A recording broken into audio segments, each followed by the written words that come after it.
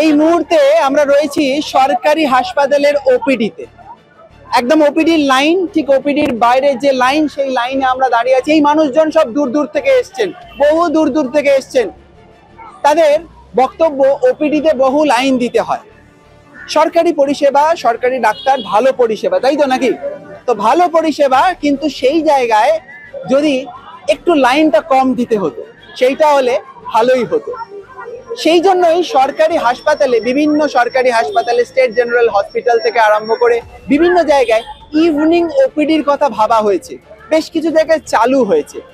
আরও বেশ কিছু হাসপাতাল যেখানে মানুষ দূর দূর থেকে ছুটে আসেন, সেই সমস্ত জায়গায় ওই ইভিনিং ওপিডি চালু করার ব্যবস্থা করা হচ্ছে।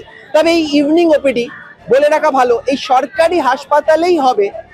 তবে সেখানে সরকারি হাসপাতালে যেমন ওপিডি একদম ফ্রি, বিনামূল্যে, সেক্ষেত্রে একটা ন্যূনতম অ্যামাউন্ট কনসালটেশন ফিস দিতে হতে পারে। কিন্তু সেই অ্যামাউন্ট অন্যান্য বেসরকারি হাসপাতাল বা অন্যান্য জায়গার থেকে অনেকটাই কম হওয়ার সম্ভাবনা রয়েছে।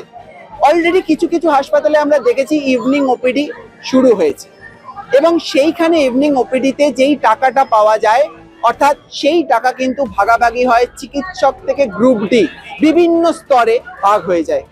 যেই টাকাটা আপনি দিচ্ছেন সেই টাকাটার ভাগাভাগি হয়ে যায়, খুব ন্যূনতম অ্যামাউন্ট। তবে এই ইভিনিং ওপিডি হলে সুবিধা হবে এই সাধারণ মানুষগুলোরই।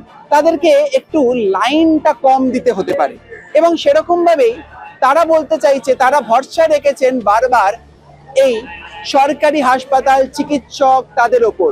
তারা তাদেরকেই দেখাতে চান, তারা ভরসা করতে চান রোগমুক্ত সমাজ গড়ার জন্য এই সরকারি হাসপাতালগুলিতে।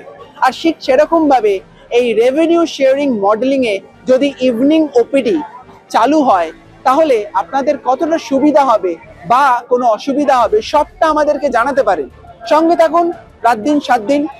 রমিত বন্দ্যোপাধ্যায়ের রিপোর্ট, কলকাতা থেকে।